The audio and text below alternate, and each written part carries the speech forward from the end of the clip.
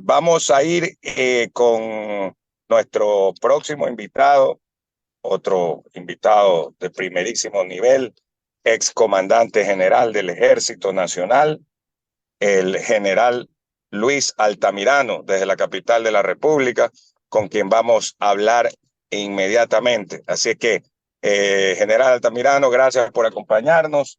Bienvenido y empezamos las preguntas con el licenciado Alcides Ezequiel Montilla García.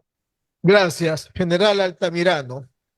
Esto de la declaratoria por parte del gobierno del Ecuador de un estado de conflicto armado interno a propósito de lo que está ocurriendo, ¿verdad? Y a propósito de la actuación de las Fuerzas Armadas en este tema del terrorismo.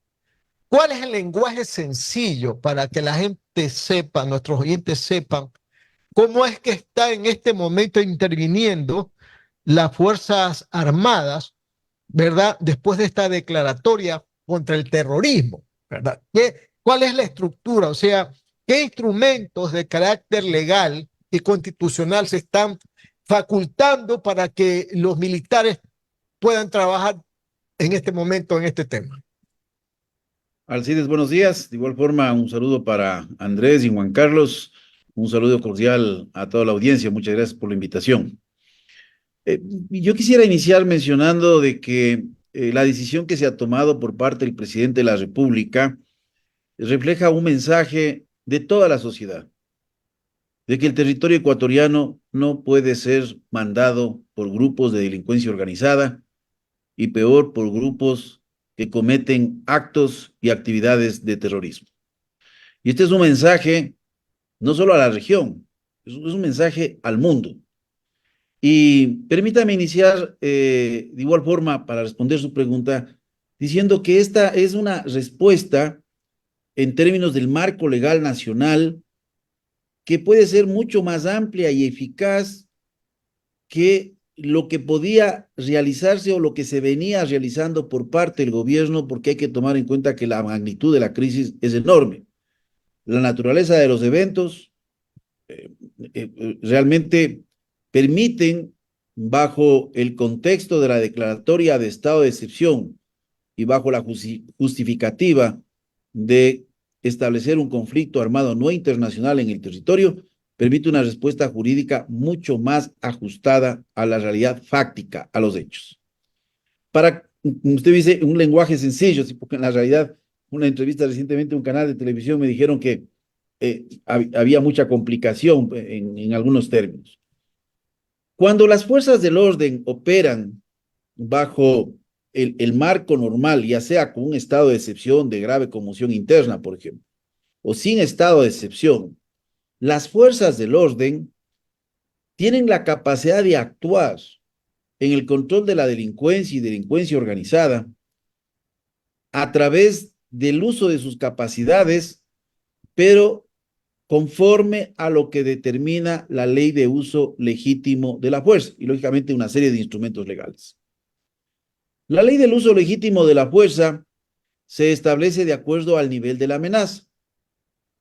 Cuando se habla del principio de la progresividad, tampoco significa que tenemos que partir del primer nivel para llegar al último nivel.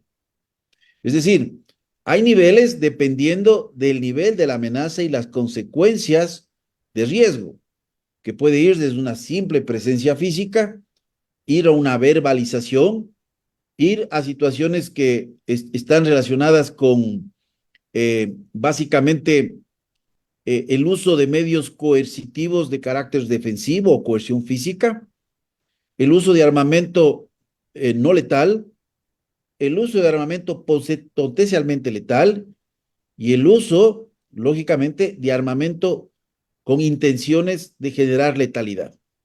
Entonces, es este marco el que ampara la actuación de las fuerzas del orden frente a situaciones de violencia provocadas por delincuencia organizada o delincuencia común. Es decir, no es que el marco jurídico impide el uso de la fuerza letal, pero tiene que observarse principios que están relacionados con legalidad, principios de absoluta necesidad, principios que están relacionados con proporcionalidad. Cuando se invoca el derecho internacional humanitario, que es el que rige tanto para conflictos armados internacionales como para conflictos armados no internacionales, se establece una serie de elementos que lo que buscan es proteger a quienes no actúan directamente en el conflicto. Es decir, proteger a la sociedad en general, proteger su vida, proteger sus bienes. Y lo que hacen es también limitar los métodos y las formas de actuación que puede tener una fuerza militar o las fuerzas del orden en general. Porque tampoco significa de que hay carta abierta. Y esto está ligado a varios convenios y tratados internacionales, por ejemplo, en el uso de minas, por ejemplo, en el uso indiscriminado de fuego sobre ciudades. Estoy hablando de conflictos de cualquier intensidad. Entonces también existen limitaciones, pero está regido bajo otros principios. Inclusive los nombres pueden ser hasta similares, pero la interpretación es diferente. Cuando hablamos de la proporcionalidad en el marco interno, esa proporcionalidad está regido por el nivel de la amenaza. Si hay una posibilidad de afectación a la vida propia de un tercero, se puede utilizar el armamento letal. Aquí la proporcionalidad está dada por los medios para alcanzar el cumplimiento del objetivo o de la misión. Entonces aquí se elabora lo que se conoce como reglas de enfrentamiento. Las reglas de enfrentamiento se aplican exclusivamente para aquellos objetivos que ya hayan sido declarados como objetivos militares, es decir, objetivos que contribuyan al cumplimiento de la misión. Y el uso de la fuerza letal puede darse desde un inicio. Esto está dado de acuerdo a las reglas de enfrentamiento. En las reglas de enfrentamiento se determina justamente cómo las Fuerzas Armadas van a actuar, no en una misión específica, sino en las misiones en general que les van a ser otorgadas. Entonces, aquí hay que distinguir cuando se actúa, por ejemplo, en un estado de excepción bajo grave conmoción interna y las Fuerzas Armadas actúan de forma complementaria a la Policía Nacional, se elabora lo que se conoce como normas de comportamiento. En el derecho internacional humanitario se elaboran las reglas de enfrentamiento. Y las reglas de enfrentamiento están basadas en lo que se conoce como el principio de autodefensa. La autodefensa del combatiente, la autodefensa de la unidad que combate, la autodefensa de otros que tienen obligación en el cumplimiento de la misión, la sociedad. Y de igual forma, la autodefensa en relación a una acción que se considera con este nombre en derecho internacional hostil o intención o con la posibilidad de generar esa acción hostil. Es decir, no tiene usted que esperar que se produzca la acción hostil para accionar. Por ejemplo, si en estas operaciones, en una zona no urbana, se encuentra un campamento en donde se almacena munición y explosivos y las reglas de enfrentamiento así lo determinan, se puede realizar con el empleo de helicópteros artillados el lanzamiento de munición directamente. Lo que sí establece el derecho internacional humanitario es que los métodos que se utilicen deben al máximo limitar afectaciones a terceros, a la población, es decir, lo que se conoce como daños colaterales. Ese es el término correcto, porque muchas veces hemos utilizado los daños colaterales en términos de la delincuencia. Colateral como que alguien, no, ese es un delito que se produce. Delito sobre alguien que se busca cometer el sicariato y en eso también se comete el delito sobre otras personas que no tienen motivo en términos de la organización que provoca estos hechos de violencia. Entonces, esto No, hay que comprender, reglas de enfrentamiento. Porque el conflicto, sí, le escucho. Disculpe un ratito, general Altamirano. Vamos a interrumpir brevemente la entrevista porque voy a dar a conocer una información de última hora. Ha fallecido el general Carlos Mendoza Poveda. Usted se puede acordar, ¿verdad? Pues claro. Carlos Mendoza Poveda, entre enero, 21 de enero y el 22 de enero del año 2000, fue el que protagonizó pues, una especie de golpe de Estado en contra del entonces presidente Yamil Maguad. Solamente un día estuvo el general Mendoza Poveda con otros personajes más, y de ahí pues entregó el mando, como debe de ser, pues al vicepresidente de la República, Gustavo Noboa. Así que ha fallecido el general Carlos Mendoza. Ah, mire Correa, usted, como digo, encargado del poder, el poder, claro, un en día, una un día, noche. del 21 al 22 de enero del año 2000, que se produjo pues después del derrocamiento del presidente Yamil Maguad, que pues después de que efímeramente este especie de como Consejo de Gobierno duró un día, Consejo Supremo de Estado le llamaba en esa época, dio pues el mando pues como debería de ser constitucionalmente al vicepresidente Gustavo Noboa, quien fue ya en ese momento presidente de la República. Eso nomás quería dar a conocer la información pertinente, ingeniero Mendoza. No, no, muchísimas gracias. Es una información importante, e históricamente muy relevante, porque para sobre todo las generaciones más jóvenes, hay chicos y chicas que nacieron en el año 2000 y que hoy que tienen 23 años, van a cumplir 24 y no saben nada de esto. Oiga, esta información nos la acaba de proporcionar nuestro distinguidísimo compañero y paisano Gustavo González. Ah, muy Y bien. recalca que él recién se enteró, y nosotros también, de este fallecimiento del general Mendoza, que eso fue hace una semana. Fíjese. Ah, ya, Caray. no No sabíamos. sabíamos para No ha nada. trascendido. No ha trascendido, ¿no? No ha trascendido, para nada. Vea, interesante para incluso en el momento de dar la noticia, no decir pues qué ha ocurrido cuando lo pongamos incluso publicado, ¿no? Claro, El día de hoy, claro. que no ha sido hoy, Hace sino una semana. ya hace una semana. Perfecto. Oiga, el que sí es inmortal es Bombita, ¿no? Ay, El general Rodríguez Lara, Sí, 100 años cumplió. 100 años ya tiene. Y está lúcido, hace poco lo entrevistaron. lo entrevistaron. Sí, no sé quién fue. Y vive, él vive en Claro, Villaro, ¿no? Por allá. claro, claro. Por allá, Sí, por allá, sí. sí. Puchica, mía. Y Supremo del muy, Gobierno. muy, digamos, no solo lúcido, sino tranquilo. Sí. Sí, Una vida sana ahí, en el campo. exactamente, exactamente. No, no, cuando lo entrevistan habla, si no, no, no anda metido en nada. Y la esposa también. Está bien. También. Claro. Ah, mire, ambos entonces Sí. con una vida muy saludable y de cuidados. Para continuar con el general Altamirano, yo le quiero preguntar algo, general. ¿Cómo se pueden resguardar o cuál es la estrategia para resguardar lugares estratégicos? Dígase, medios de comunicación, dígase, universidades y colegios principales, dígase centros comerciales. Ayer vi en Chile que había un relajo tremendo en un centro comercial con una gente realmente desquiciada que se había tomado rehenes en un centro comercial. Eh, entonces, le pregunto, ¿cuál es la estrategia? No pueden poner pues, militares en cada uno de ellos, pero ¿cómo se hace y prevenir que no ocurran hechos como los que se dieron hace 48 horas? Bien, es fundamental que en la planificación militar se tome los niveles de riesgo y también las posibilidades que pueden tener en este caso las fuerzas adversarias, porque rigiendo el derecho internacional humanitario estamos confrontados a grupos organizados armados con el calificativo de terrorismo, de acuerdo al decreto ejecutivo. Y para esto hay un elemento fundamental que lastimosamente en el país no se ha trabajado y no se ha fortalecido. Y esa constituye una deficiencia, y es una de las deficiencias por las cuales hemos llegado a este nivel, que esos son los sistemas de inteligencia. Los sistemas de inteligencia lo que permiten es justamente anticipar. Perfecto. O sea, esto es tema de inteligencia, ¿no?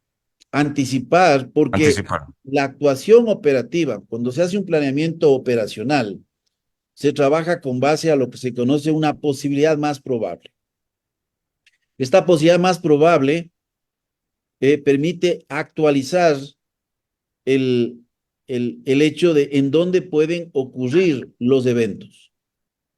Y esto genera una anticipación para que el elemento operativo haga su planificación de intervención.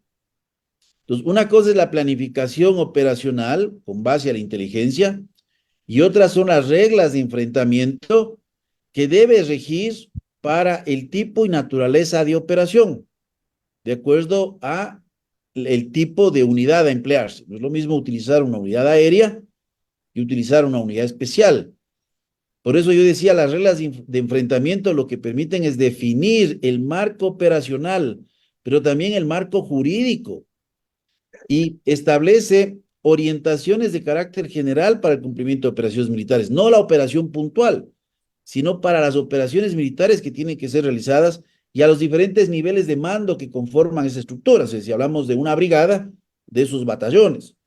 Y permite algo que es fundamental, estandarizar una conducta de respuesta, eh, observando justamente el derecho internacional humanitario y sin dejar de observar los derechos humanos, porque no nos olvidemos que los derechos humanos rigen en tiempo de paz y rigen en tiempo de guerra, pero su connotación de los derechos humanos en estos dos ambientes, paz y guerra, es para la protección que tiene que brindar el Estado a la sociedad. Entonces, hay una diferencia, como les decía, el derecho internacional humanitario lo que busca es proteger a quien no participa y a quien ha dejado de participar. Pero en la definición de las prioridades operativas, el elemento fundamental es la inteligencia. Este año cerramos con el presupuesto más alto de gastos de inteligencia y contrainteligencia. Lastimosamente, la situación que estamos viviendo evidencia que no ha habido avances y hay una profunda debilidad, yo diría, en esta actuación. Ahora, aquí también es importante, y más allá de observar, porque hay que felicitar a las Fuerzas Armadas y la Policía Nacional, son los que están poniendo aquí el pecho a las balas, aquí hay que mencionar la necesidad de generar la unidad de esfuerzo. La unidad de esfuerzo es fundamental y se requiere, y esto creo que es lo más adecuado, a lo menos en estas primeras fases, el que haya una subordinación de unidades de la Policía Nacional ya determinadas al comando conjunto. Porque solo de esa forma se puede conjugar todas las capacidades, inclusive de flujo de información, para la toma de las decisiones de carácter operativo. Y yo menciono esto sin tener un conocimiento de realmente cuál es la planificación, pero no hay una unidad de esfuerzo comunicativa. Esto es fundamental. Entonces, se está informando desde hoy en este mundo virtualizado, desde las instituciones armadas, de la Policía Nacional, del Gobierno Nacional. Recuerde usted el conflicto del CENEPA. La unidad informativa requiere canalizar los esfuerzos de los medios de comunicación, los esfuerzos de los sistemas de comunicación social, de las entidades de seguridad y de todo el Estado, para generar una narrativa conforme a lo que se busca. ¿Qué es lo que se busca? Un elemento aquí fundamental es que haya mayor certidumbre en la sociedad, que no haya zozobra. Y aquí es necesario también informar cuál es el significado del derecho internacional humanitario en términos sencillos a la población, porque también es una de las obligaciones que está señalado en el propio derecho internacional humanitario de orientar a la población para evitar que la misma pueda ser efecto de daños colaterales o circunstanciales o pueda tener consecuencias en el caso de apoyar a este tipo de organizaciones. No hay que ver la organización delictiva exclusivamente, y en esto ha acertado el presidente Noboa, cuando pensamos que es el combatiente, el que está en la base de la pirámide de la estructura. Aquí hay sistemas de mando, pero estos sistemas de mando y de gerenciamiento, entre comillas, de estas organizaciones involucra financistas, involucra contadores, involucra abogados, involucra personas que son expertas en logística, porque comprendamos que el crimen organizado no es lo que vemos exclusivamente con la persona con el arma en la mano. Esta es toda una estructura que se colude con el Estado. Por eso tenemos infiltración en el Estado. Para nadie ya es, digamos, sorpresa de que el sistema de compras públicas del Estado ha sido penetrado a través de compras públicas que puede ser realizado por entidades gubernamentales del gobierno central o el gobiernos descentralizados. El sistema de justicia está penetrado. El caso Metástasis nos evidencia la penetración en uno de sus componentes que son las fiscalías, la penetración en otro componente que son los juzgados, tanto de primer nivel, las cortes provinciales, la Corte Superior de Justicia, que hay personas involucradas, y el involucramiento también en la Defensoría Pública. Entonces, estamos hablando de que no funcionan estas estructuras si no hay una confluencia de actores que tienen intereses, que va de la estructura criminal, que va del propio Estado y que también participa el ciudadano y lastimosamente el sector privado. Porque estas exportaciones que se realizan contaminando containers, también hay gente que al servicio de empresas privadas están coludidos de diversos niveles para realizar el transporte. Entonces hay que comprender que es un problema complejo. Por esto es un primer paso. Yo he mencionado aquí en varias ocasiones, la política de seguridad frente a esta situación debe recomponer la institucionalidad. Se debe trabajar desde los mecanismos de prevención, que prácticamente son inexistentes. Mecanismos de disuasión y control como el que estamos viendo, pero después hay que tender a la normalización. Y mecanismos de respuesta, que es justicia y sistema de rehabilitación, que prácticamente no existen. Es un sistema de rehabilitación al mando del crimen organizado, porque no se tiene un modelo penitenciario. En criminología, los modelos penitenciarios pueden ser de varios tipos, pero en forma general es un modelo de jerarquía, en donde se clasifica a las personas por el nivel de riesgo o amenaza a la seguridad en el centro penitenciario. Y el otro es el modelo diferenciado que puede estar dado ya sea por el nivel de educación, por la edad, que no es lo mismo colocar a alguien, un joven, con una persona adulta, o por el tiempo de la condena. Pues si yo coloco a alguien que está condenado 1 año frente a alguien que está condenado 30 años, bueno, el de 30 años poco le importa un proceso de rehabilitación, si generan contaminaciones, o por el nivel de educación. Aquí, el modelo de gestión penitenciaria es único en el mundo. Aquí hemos colocado por afiliación delictiva. Y no significa que cuando usted ingresa diga yo soy de los choneros, pero les mandan allá. Pero el resto que está cumpliendo pena, que hay 2 grupos aquí invisibilizados, que son los más vulnerables en esta situación. Las Cuerpo de 9 de la Vigilancia y Seguridad mañana. Penitenciario, una institución olvidada, y las personas privadas de la libertad que nada tienen que ver con estas organizaciones y que de repente son sometidos a sistemas de dominación en los pabellones al servicio de estas organizaciones. Entonces ahí se configura las verdaderas universidades del crimen y la contaminación. Las 9 de la mañana con 59 minutos, 9:59. Vamos a hacer una breve pausa comercial y regresamos inmediatamente. Le pedimos que nos espere 3 minutos al general Luis Altamirano, ex comandante del Ejército Nacional, alto militar condecorado de nuestras Fuerzas Armadas, que está con nosotros en Punto de Vista en Atalaya. Ya regresamos en un momento, amigos oyentes.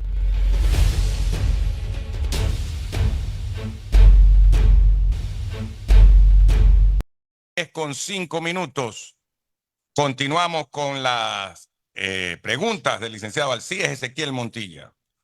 Almirante Altamirano, general Altamirano, en los últimos días, o en las últimas horas, se ha escuchado por parte de las versiones de gobiernos amigos de ofrecer ayuda.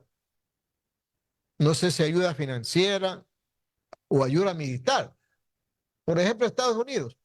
En un principio se dijo que a través de un subsecretario de Estado, que el país norteamericano está listo para brindar apoyo al Ecuador. Y todo el mundo decía, ese apoyo tiene que ser o con plata o con la presencia militar. Después también Colombia dijo lo mismo por ahí. Perú dijo que iba a poner 500 militares en la frontera con Ecuador.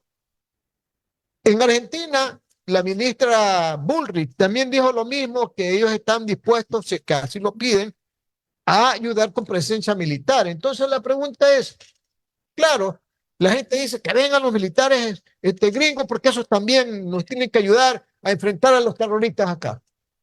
Es así de fácil la cosa de que vengan y ya se pongan a trabajar con los militares nuestros, o hay un procedimiento, hay una determinación, una acción determinada para estos casos, general.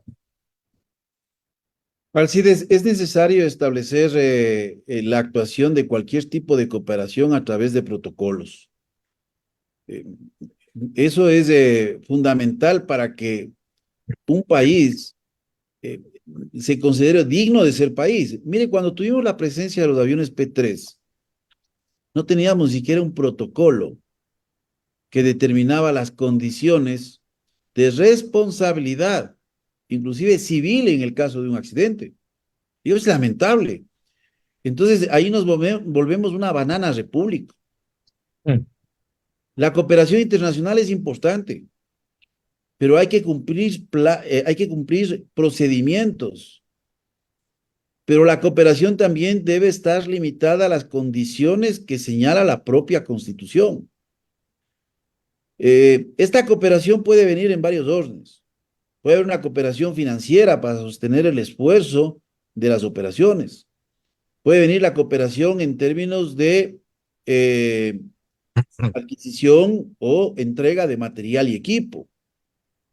Puede venir una cooperación en términos de asistencia, no de un pie de fuerza que se Claro, emplee en el interior del territorio nacional o de la colocación de una base, porque claro. tenemos límites propios que están en la Constitución.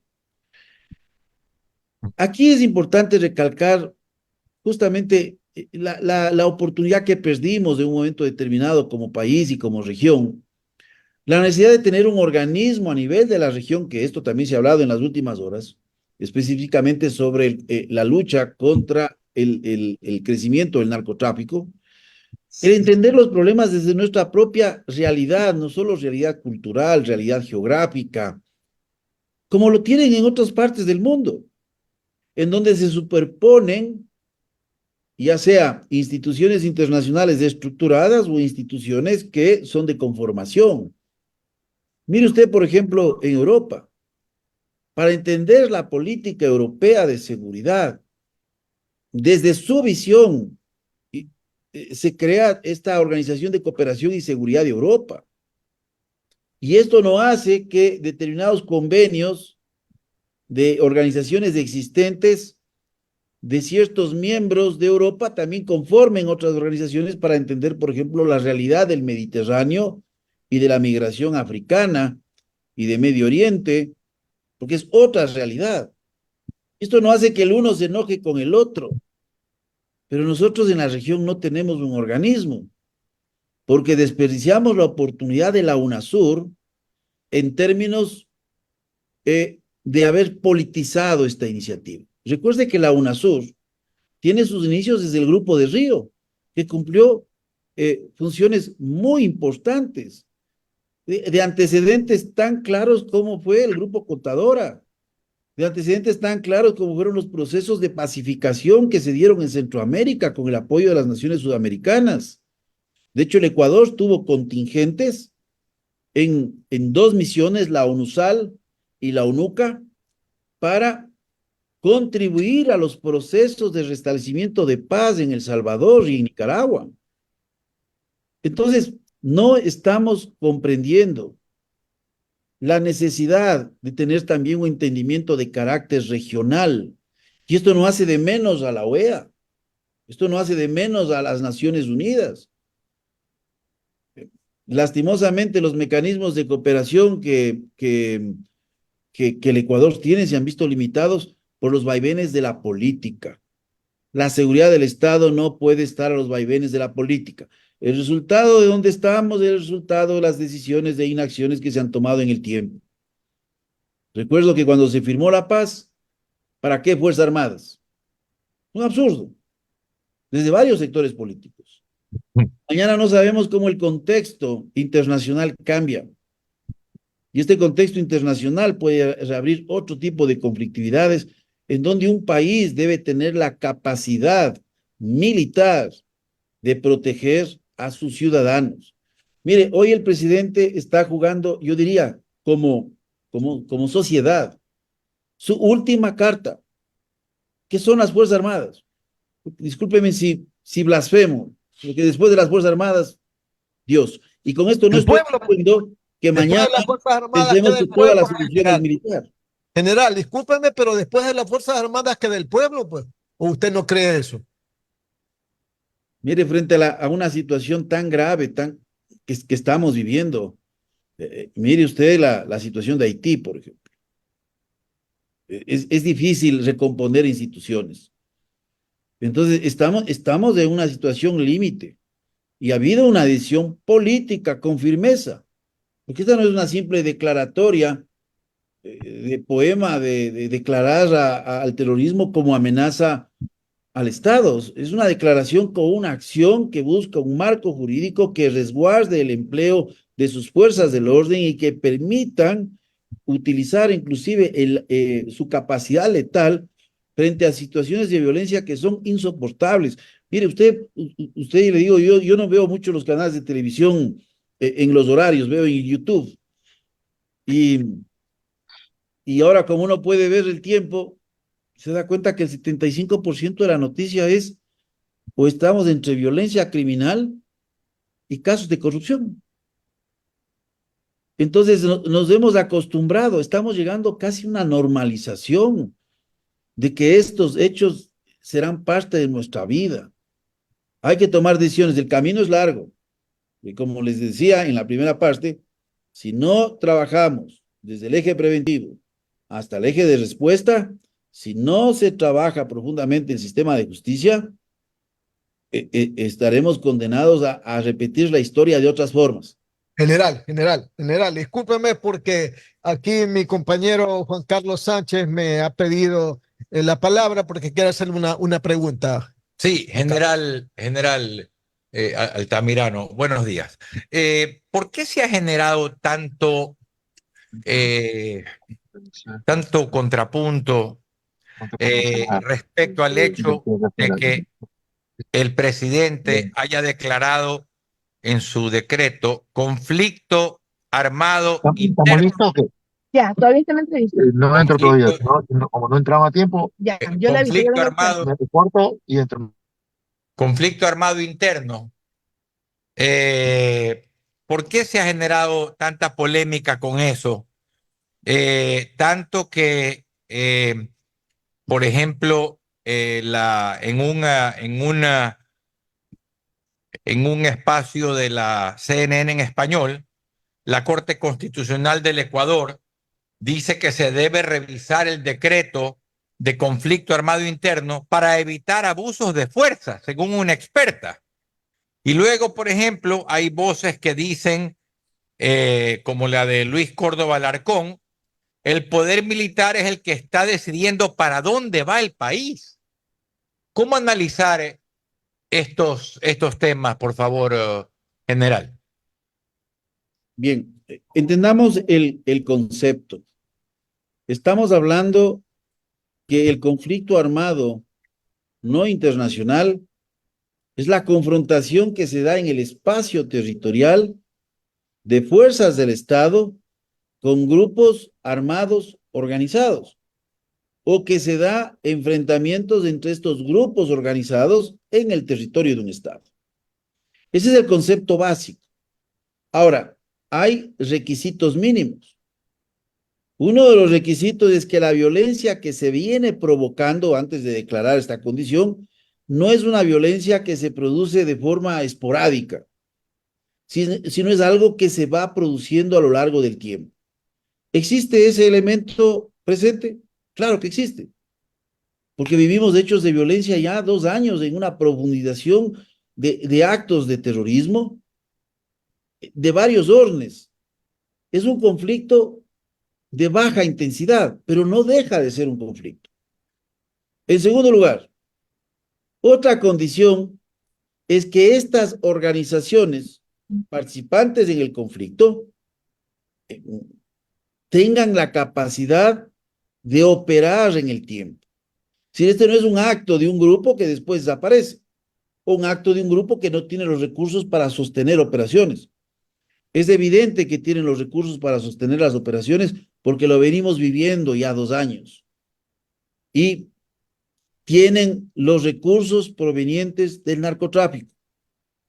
Ahí está la calidad de las armas que disponen. Ahí está la calidad de los vehículos de alta gama que disponen. Entonces, hay eso. Ahora, el establecer la condición de beligerancia se da en el momento que en el decreto se coloca el nombre de estas 22 organizaciones y lógicamente se afirma aquellas que sean incluidas posteriormente por resolución del Consejo de Seguridad Pública del Estado. Yo les hago reflexionar a las personas que cuestionan esta situación. ¿Qué pasa si el Estado ecuatoriano declaraba un conflicto armado no internacional y no declaraba al oponente? Porque la pregunta sería, ¿y cuáles son los actores? Los actores tienen que tener Claro. nombre y apellido. Claro, por supuesto. Entonces, es más riesgoso declarar un conflicto armado no internacional en una lucha contra el terrorismo al interior del Estado, donde yo no declaro actores. Al declarar los actores, al final se genera el estado de beligerancia, en donde genera obligaciones para todos. Y como yo les dije al inicio, ¿cuál era la otra alternativa bajo el marco jurídico nacional, bajo la penetración del sistema de justicia, bajo el abuso de las garantías jurisdiccionales? ¿Cuál era el marco jurídico? No hay marco jurídico. Esta es una solución extrema, pero es una solución viable porque se cumplen los requisitos. ¿Hay mando? Claro que hay estructuras de mando. ¿Hay dominio territorial o parcial? Hay dominio territorial y presencia territorial parcial. ¿Hay hechos de violencia de carácter sistemático? Existen. ¿Hay organización capaz de sostener operaciones? Existen. Ahora, generar el estado de beligerancia les da todo el derecho a estas organizaciones de buscar la intermediación de un actor, de un tercer actor internacional, o de un Estado. Pero tomemos en consideración que el mismo derecho internacional humanitario establece, porque no hay mucho escrito al respecto en términos de los convenios de Ginebra y de los protocolos adicionales, especialmente el protocolo 2, artículo 3. Hay muchas regulaciones para lo que es el conflicto armado internacional, pero muy poco para el conflicto armado no internacional, y que inclusive se menciona por la propia Cruz Roja Internacional, que tiene ediciones muy interesantes, que cada caso es un caso. Aquí estamos frente a una amenaza híbrida. Esta amenaza híbrida no aparecía en los mismos conceptos de los Claro, de acuerdo. de 1949. Entonces estamos frente a una situación en donde el régimen jurídico le permite al Estado imponer el orden. Y esto no quiere decir que los derechos humanos van a ser irrespetados, porque la vigencia de los derechos humanos, como les dije, están presentes sin paz y en guerra. Lo que regula el derecho internacional humanitario es para aquellos que no participan y también limita los excesos que puede tener una fuerza militar frente a un objetivo de naturaleza militar, para no efectuar daños colaterales y no utilizar armas que pueden estar prohibidas. O sea, yo no puedo utilizar ni en guerra internacional, ni en guerra, digamos, en conflicto armado no internacional, no puedo utilizar armas químicas. No puedo utilizar Bueno, en armas general, químicas, el no tiempo puedo se utilizar nos vino minas, encima, estimado general. No sé si quedó claro. Quedó clarísimo. Muchísimas gracias. Usted tiene la facilidad de ser muy didáctico y realmente lo podemos entender, un tema de alta, digamos, estrategia que nos queda bastante claro, no solo a nosotros, sino a la audiencia, que es lo más importante, y a los que nos siguen a través de las redes sociales. Que tenga un muy buen día, general Luis Altamirano. Muchas gracias, Andrés. Un saludo para todos. Muy amable. Que le vaya muy bien, general Altamirano. Perfecto. Nos vamos a ir a la pausa.